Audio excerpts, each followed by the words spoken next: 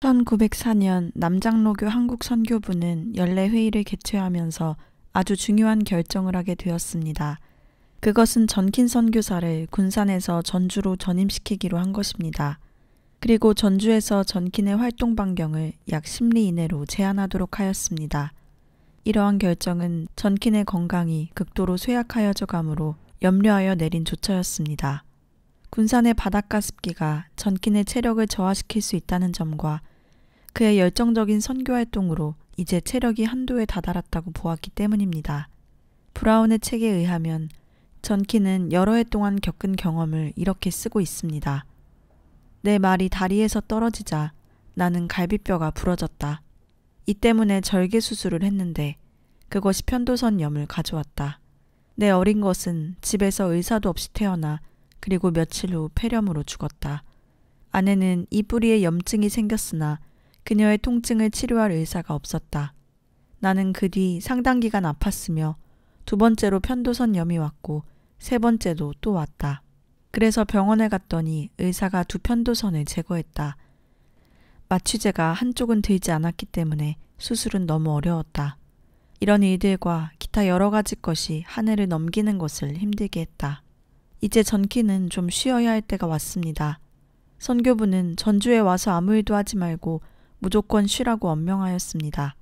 전킨 대신 군산 선교부와 교회는 해리슨 선교사가 맡아 선교부만 아니라 구암교회와 남학교, 여학교 등을 선교부의 각종 역할을 책임지게 하였습니다. 실은 전킨 선교사가 군산 선교에 너무 지쳐 있어 휴식한다는 의미로 전주교회로 오게 되었지만 그냥 가만히 앉아있을 선교사가 아니었습니다. 오히려 더 일을 만들어 열심히 교회를 섬기었습니다.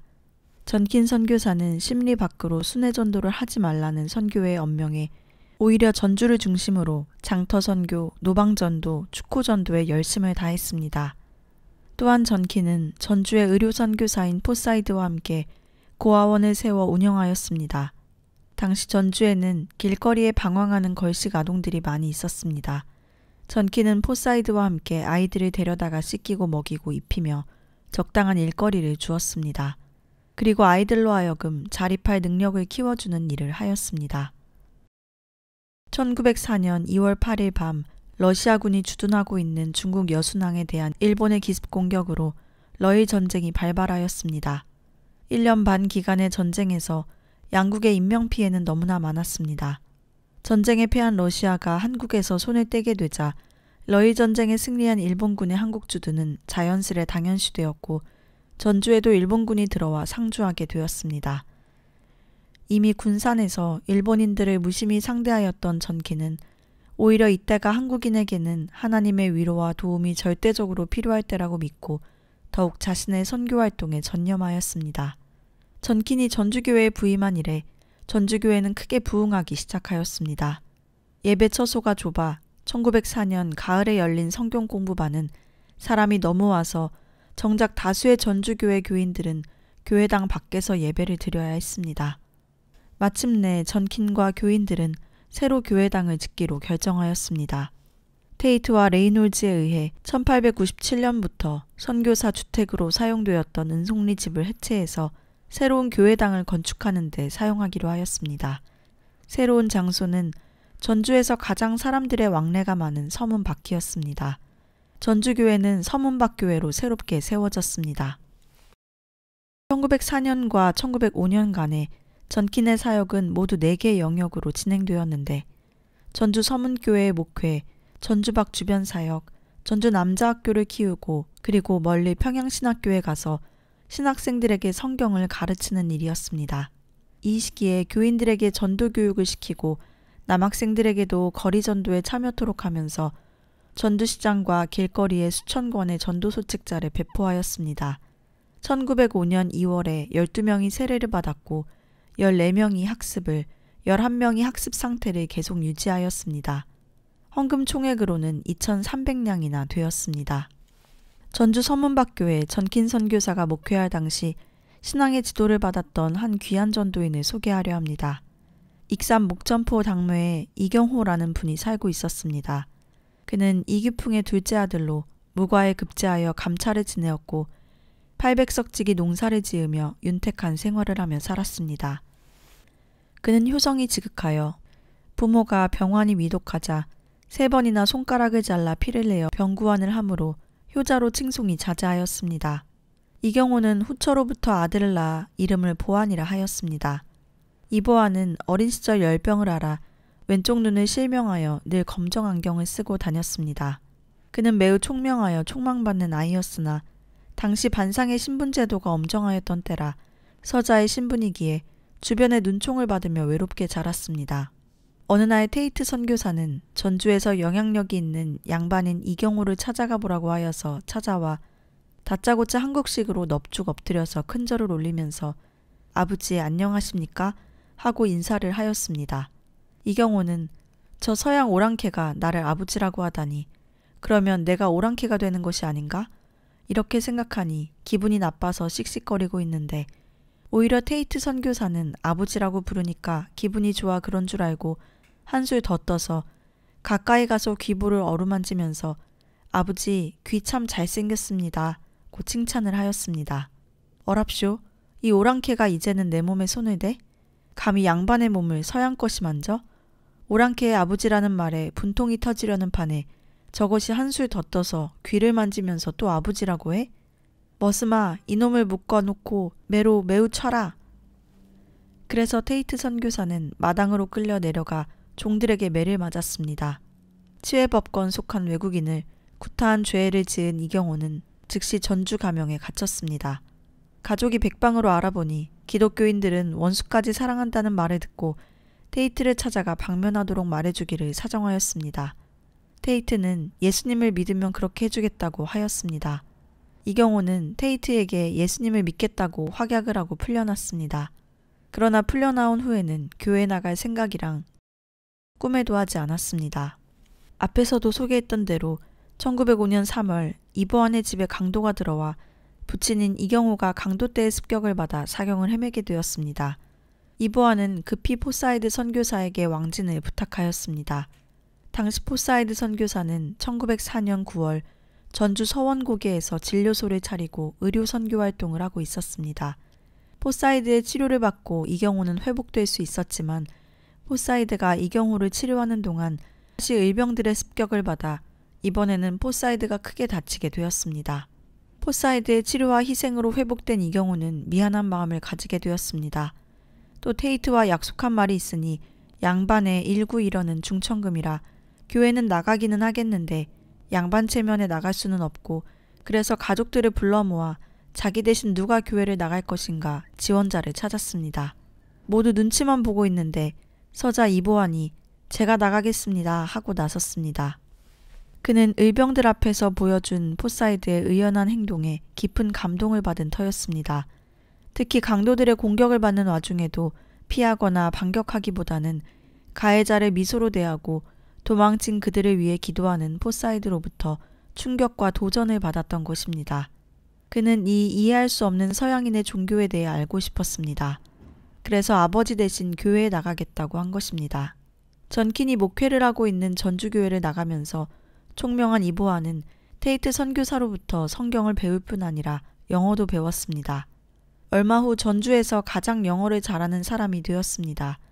영어뿐 아니라 일본어와 중국어까지 능숙하게 하므로 사람들이 그를 무시하지 못하였고 일본인들도 그 앞에서는 잘난 체하지 못하였습니다. 이보안이 신앙을 갖게 된 또 대표적 하나의 동기가 있습니다.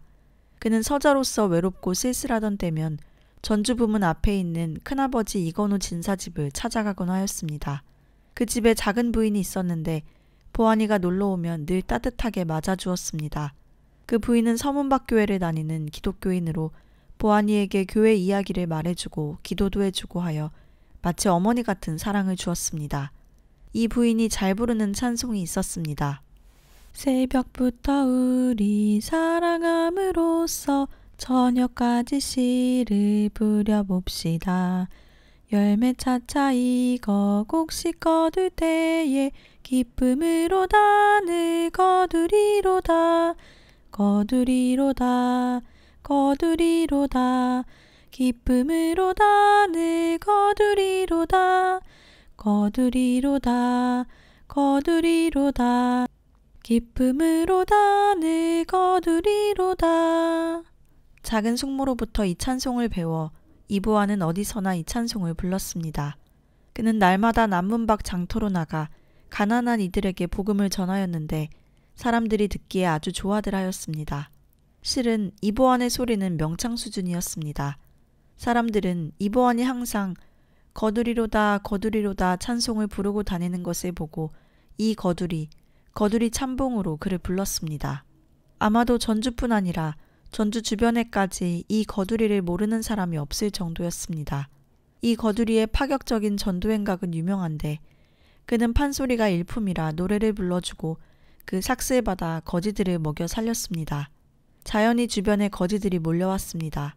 그는 거지들을 끌고만 다니는 것이 아니라 마을에서 어려움이 있을 때 거지들을 동원하여 종종 봉사활동도 하게 하였습니다.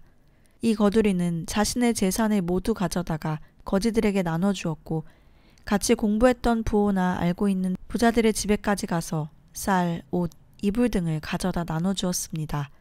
이 거두리의 지인들은 이 거두리가 자신들의 집에 와서 물건이나 쌀을 가져가도 이 거두리의 행패가 두려워 그냥 내버려 두었고 이 거두리 자신이 쓰는 것이 아니라 거지들에게 나눠준다는 것도 알고 있었습니다. 이 거두리가 죽자 전주부의 거지는 모두 이 거두리에게 감사한 마음으로 모여들어 이 거두리의 장례 행렬을 따랐는데 전주부 역사 이래 가장 많은 이들이 참여한 장례 행렬이었다고 합니다. 전킨의 전주 생활은 군산에 있을 때보다 더 바쁘게 지내게 되었습니다. 허약한 몸을 쉬러 왔다가 오히려 더 일더미 속에 묻힌 꼴이 되었습니다. 그는 전주에서 심리 밖으로 나가지 말라고 하는 선교부의 엄명에도 불구하고 전주 주변 지역을 다니면서 전도활동을 벌였습니다. 특히 김제와 금구 지역에 집중적으로 전도하였습니다. 그의 사역을 돕는 조사는 앞서 소개한 김필수 조사이었습니다. 김제 선돌교회에서는 5명이 학습교인이 되고 4명이 세례를 받았습니다. 금구 성말교회는 7명이 세례를 받고 60명의 교인 중에 26명이 남자였습니다. 전킨이 군산 선교부 시절에 이미 이 교회를 세우고 건축 위치까지 지정해 주었던 터라 그 위치에 교회를 세웠습니다. 전주 서문박 교회에 하도 많은 사람들이 교회에 나오자 교회 마당에까지 집회를 가지게 되었고 특히 일본에 의해 우리나라 군대가 해산되자 많은 군인들이 교회를 찾아 나오기도 하였습니다. 한 군대 장교였던 사람은 자신의 집을 내놓아 그곳에서도 집회를 가지게 되었습니다. 전킨 부인 레이번 여선교사 역시 바쁜 나날을 보내고 있었습니다. 전주 여학교를 돌보고 전주교회 주일학교를 지도하였으며 선교부 내의 선교사 가족들을 돌보는 일을 하였습니다. 남장로교 선교부는 1904년 가을 연례회의에서 군산 여학교 운영의 경험을 가진 레이번 여선교사에게 전주 여학교 책임을 맡겼습니다. 또 인골드에 의해서 시작된 주일학교에서 레이번 여선교사는 성경 요리문답, 성경 암송, 성경 문답 등을 지도하였습니다. 전킨과 포사이드 선교사가 세운 고아원의 아이들을 위해 옷을 지어 입히고 밥을 지어 주었습니다.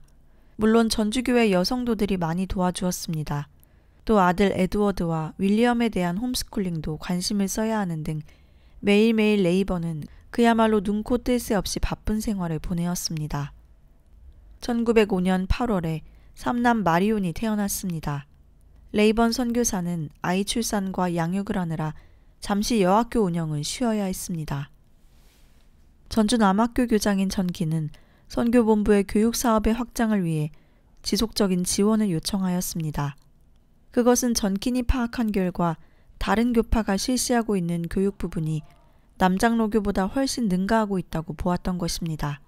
북장로교와 북감리교 선교부가 평양에 연합으로 대학을 세우려 하고 있고 중등학교를 담당할 교육 전문 선교사도 입국하였음을 보고 이에 남장로교는 대학은커녕 중등학교 교육 전문가 한 명도 확보하지 못하고 있다고 전킨은 보았던 것입니다.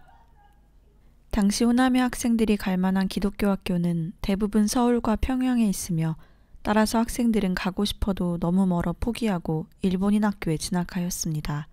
당시 일본인 학교로는 전주에 100명 이상 수용할 수 있는 학교가 세워져 있었습니다. 뿐만 아니라 당시 전주 사람들은 초등교육밖에 시킬 수 없는 남장로교회 전주 남학교에 자기들의 우수한 아이들을 보내기를 꺼려하고 있었습니다. 선교부는 전킨의 제안을 진지하게 검토하게 되었습니다. 1년 이상 적임자를 물색하여 니스벳 목사 부부가 1907년 전주 선교부에 오게 되었습니다. 니스벳 목사는 남자 학교를, 부인은 여자 학교를 맡게 되었습니다. 남자 학교는 1906년 1월 새로 헌당한 서문박교회로 옮겨왔습니다. 니스벳 목사는 남자 학교의 교장으로 1908년에 기와집 8칸을 건축하여 학교로 사용하였습니다. 1906년 7월 31일 여름, 전킨 부부는 두 아들을 데리고 중국 지푸를 방문하였습니다. 지푸는 1866년 대동강변에서 우리나라 최초로 순교한 토마스 목사가 활동하였던 곳으로, 전킨은 이곳에 있는 남장로교 선교부가 세운 학교를 살펴 한국에 그 시스템을 도입하려는 목적을 안고 이곳에 온 것입니다.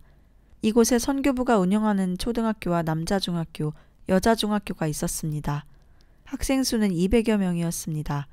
이곳에서 전킨은 깊은 인상을 받았는데 그 중 하나는 선교사들의 사역 가운데 하나가 기독교인들의 자녀들을 교육하는 일임을 새삼 깨닫게 되었습니다.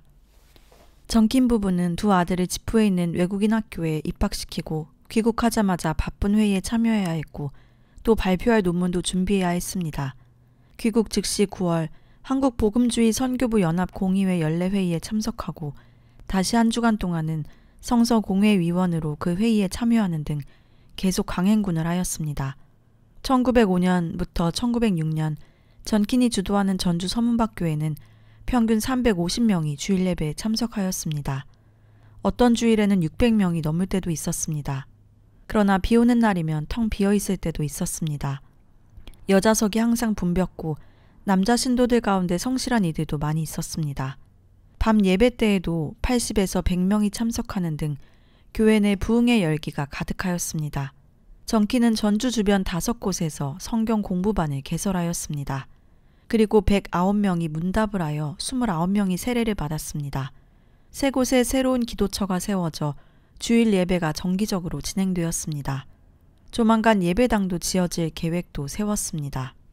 1907년 전킨 부부의 노력으로 여러 집원의 땅과 주택 3채를 매입하여 전주 남학교의 부지를 확장시켰습니다. 전주 여학교의 땅도 모두 확보하여 담까지 둘러싸았습니다. 앞서 소개한 대로 니스벳 목사 부부도 남녀학교 건물과 기숙사, 그리고 병원 건물 등의 건축이 예정되어 있었습니다. 이처럼 나날이 전주 선교부는 발전하여 갔습니다. 1907년 전주 선교부가 운영하고 있는 학교는 모두 13개로 120명의 학생들이 교육을 받고 있었습니다. 전주 남학교는 18명으로 학기가 시작하였는데 학기를 마칠 때에는 40명으로 증가하였습니다. 전킨은 하루에 4시간씩 시간을 내어 학생들을 가르쳤습니다. 전킨은 자신의 모든 심혈을 기울여 열심히 남학교를 돌보았습니다. 전킨 부인 레이번 여선교사도 여학교를 지켜나갔는데 기숙사를 마련하여 학생들이 편안하게 공부하도록 하였습니다. 마침내 전주 남학교는 전킨의 노력으로 1908년 중등학교 과정을 목전에 두게 되었습니다. 이미 니스벳 선교사의 교육이 진행되고 있었습니다.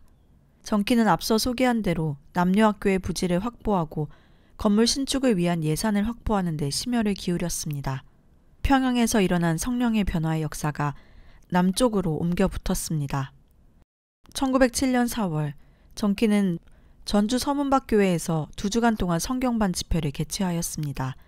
매일 정오 선교사들과 교인들이 모여 기도회를 가졌는데 30분씩 하려 했던 기도회가 2시간 이상으로 연장되었습니다. 밤에는 더 많은 사람들이 모여 기도하는데 한 사람, 두 사람 눈물을 흘리며 자신의 죄를 회개하기 시작하였습니다. 그들은 거짓말한 죄, 도둑질한 죄, 축첩한 죄들을 회개하였습니다. 한 여인은 첩으로 살던 생활을 청산하기로 하였습니다. 조사 한 명은 구제비 일부를 착복하였었다고 그 돈을 갚기 위해 집을 팔겠다고 말하였습니다. 수많은 사람들이 눈물을 흘리며 자신들의 죄를 통회 자복하였습니다. 서문박교회 교인들은 전도 모임을 조직하여 주일 오후와 장날에 집중적으로 전도 활동을 하였습니다. 또 전도인 1명과 전도부인 1명을 별도로 두어 지속적인 전도에 매진하도록 하였습니다. 이로써 교인은 꾸준히 늘어 가을에는 20명이 세례교인이 되었습니다. 두 가정이 모여 예배하는 수요일 예배가 시작되었고 테이트 선교사는 전주의 북문에서 맥커첸 선교사는 동문에서 교인들과 전도활동을 벌여 목요일 밤 기도회, 금요일 밤 주일학교 남교사 모임, 토요일 밤 주일학교 여교사 모임과 병원 전도 등 다양한 교회의 사역들이 줄줄이 계속 이어졌습니다. 포사이드는 편지에서 이런 말을 하였습니다. 정키는 날마다 진리를 묻는 사람들과 책을 사려는 사람들과 가르침을 바라는 사람들로 둘러싸여 있다. 우리는 성령께서 한국에서 놀라운 일을 이루시고 계신다고 믿는다. 성령께서 미국인들의 마음을 열어서 이 놀라운 사역을 감당할 수 있게 되기를 바란다. 정키는 1907년을 남장로교회 선교 역사상 최고의 해라고 말하였습니다. 그해 모두 414명이 남장로교 선교 영역에서 세례를 받았습니다. 이는 선교사 1명당 56명이라 하겠습니다. 전킨의 선교 지역 안에 금구와 김제 8곳의 교회가 세워졌습니다. 그 중에 2곳에는 예배당이 신축되었습니다. 전킨은 이 교회들에서 모두 287명에게 문답을 하였고 10명의 유아세례, 148명에게 학습을 주었습니다. 전킨 선교사는 신학교 강의로 평양에 가서 6월 한 달 동안 머물면서 평양에 일어나고 있는 대부흥운동을 목격할 수 있었습니다. 1800명의 교인, 수요일에도 1200명이 출석하여 여러와 같이 뜨겁게 기도하는 장대현 교회 집회에 감동하였습니다.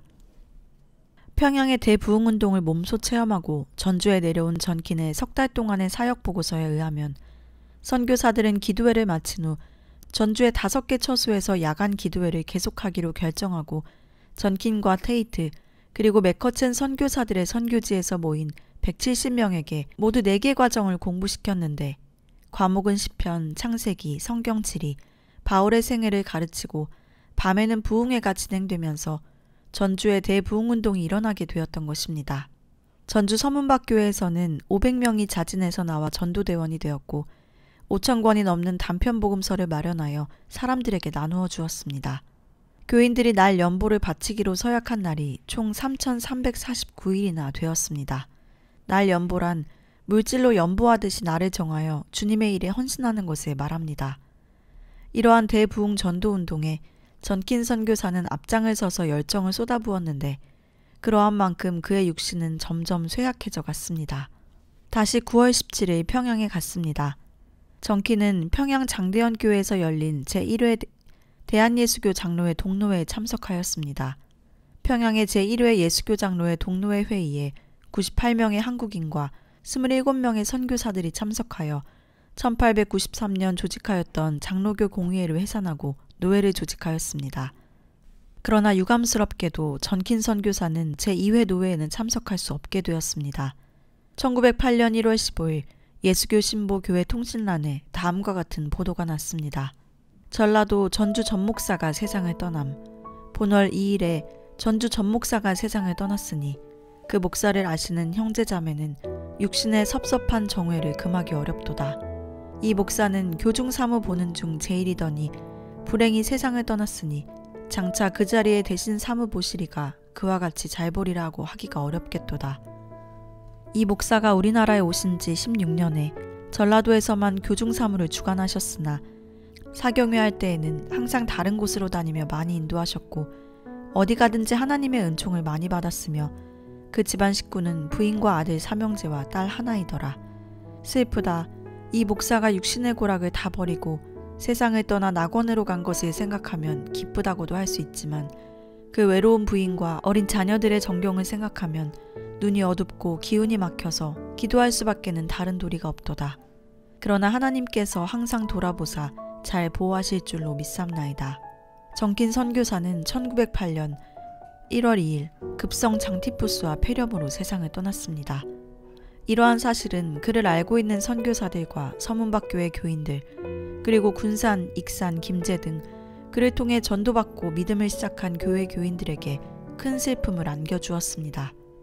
그러나 그의 죽음은 성경 말씀처럼 이김에 삼킨 바였습니다. 애너벨 니스벳은 그의 회고록에서 전킨 선교사의 장례식 한 장면을 다음과 같이 소개하였습니다. 전킨 선교사 장례식 때 마지막으로 전킨의 얼굴을 한국인들에게 보여주는 것이 존경심이 아닌 호기심으로 볼 수도 있다는 말에 어느 선교사가 이렇게 말하였다. 전킨 목사는 살아있는 동안 한국인 만나는 것을 지겨워하지 않았고 바빠서 안 만난 적이 거의 없다. 그런데 이제 와서 그와 만나지 못하게 한다는 것이 말이나 되는 소리인가? 1907년 12월 25일 성탄절이었습니다. 그날 오후 주택 지하의 저장고에 얼음을 가득 들이는 일을 하였습니다. 이 일은 군산에 있을 때부터 하던 일이었는데 마치 석빙고 같았습니다. 그래야 다음의 봄이 지나도록 신선한 음식을 먹을 수 있었습니다. 그리고 그날 밤 부인 레이번과 아이들과 함께 가족 간에 밤늦게까지 성탄절 기쁨을 나누었습니다. 다음날 아침 전키는 몸이 오슬오슬 춥다고 느끼고 아마 급체가 아닌가 하고 대수롭지 않게 생각하였는데 오후에는 점점 더 오한이 일어났습니다. 급히 인골드 의료선교사가 와서 진료를 하였습니다. 다음날 주일이 되자 혈압이 160으로 올라가고 장티푸스로 짐작이 갔습니다. 오긍선 의사가 군산에서 달려왔습니다. 화요일 밤에는 전보를 받고 다니엘이 왔습니다. 훈련된 간호선교사 코델과 테이트 그리고 레이번이 전킨을 간호하였습니다. 다니엘은 계속 전킨의 병세를 살피고 있었습니다. 1907년 12월 31일 월요일 전킨은 그가 곧 떠나갈 것을 알았듯이 자녀들을 불러 기도하고 I am going home, I am happy 라는 말을 하였습니다. 1908년 1월 1일 새해가 밝았습니다. 그러나 전킨의 병실은 아직 어두웠습니다. 그의 병은 급성 폐렴으로 발전되었습니다. 그리고 다음날 수요일 1월 2일 아침 9시 그는 그를 사랑하는 이들을 남겨둔 채 세상을 떠나 아니 군산, 전주 그가 몸바쳐 그처럼 사랑하던 한국을 떠나 하나님 나라로 갔습니다. 1908년 1월 2일 오후 4시 전킨의 집에서 숙연한 가운데 영어로 임종 예배가 진행되었습니다. 그리고 밤에는 서문박교회에서 모든 교인들과 함께 한국어 예배를 드렸습니다. 그리고 1월 3일에는 그의 시신이 군산으로 옮겨졌고 1월 4일 자신이 국멀 전시라 하며 군산을 사랑하던 전킨 선교사는 구암교회 뒷산 양지 바른 언덕에 그의 3명의 아들 곁에 묻혔습니다. 회색 화강암 비문에는 여기 전킨 목사는 예수를 믿음으로 영생을 소유하였노라고 새기었습니다. 1893년 4월 23일 큰아들 조지는 서울에서 태어나 1894년 1월 30일 2살에 세상을 떠났고 1899년 1월 8일 아들 시드니가 군산에서 태어나 3월 17일 2달 만에 하나님 나라로 갔으며 1903년 4월 3일에는 아들 프란시스도 군산에서 태어나 그달 23일에 하나님이 불러갔고 이제 아버지 전킨 목사가 구암동산 그들 곁에 눕게 되었습니다. 전킨 부인 레이번은 꿋꿋하게 모든 장례 절차를 지켜보았습니다. 그녀는 3명의 의사와 1명의 간호사가 전킨 곁에 있었으면서도 속수무책이었던 것은 이미 하나님께서 그를 부르셨기 때문이라고 믿었습니다. 유족으로 부인 레이번과 아들 에드워드, 윌리엄, 마리온과 1907년 3월에 태어난 메리, 그리고 아버지 얼굴을 보지 못했던 유복자 알프레드가 있었습니다. 메리 레이번 전킨 부인은 미국으로 돌아갔어도 남편과 함께 섬겼던 교회들을 잊을 수 없었습니다. 특히 남편이 생전에 서문박교회를 새로 건축하였지만 종소리가 나지 않는 교회라고 안타까워하였던 일을 기억하여 미국 교우들에게 모금운동을 벌였습니다. 미국 교인들은 종을 위한 헌금을 하여 주었습니다. 마침내 직경 90cm나 되는 큰 종을 마련하였고 미국의 해외 선교신문의 편집장 윌리엄 목사는 직접 이 종을 큰 기선에 실어 한국으로 가지고 왔습니다. 1908년 12월 10일 현종 예배를 드리게 되었습니다. 이때의 감격을 김필수 장로가 12월 30일자 예수교 신보에 다음과 같이 발표하였습니다.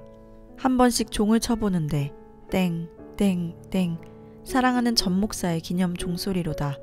예수께서는 천당에 오르신 후 보혜사를 보내시어 우리를 외로운 자식같이 버리시지 아니하시고 보호하심같이 전 목사는 종을 보내게 하여 이곳 교우와 다른 친구들을 경성하게 하셨도다.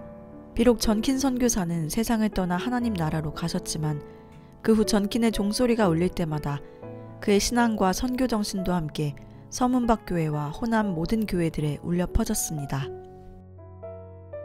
이 종소리를 들으며 수많은 죽은 영혼들이 깨어나고 이 종소리가 퍼져나가는 곳마다 하나님의 사랑의 복음이 퍼져나갔습니다.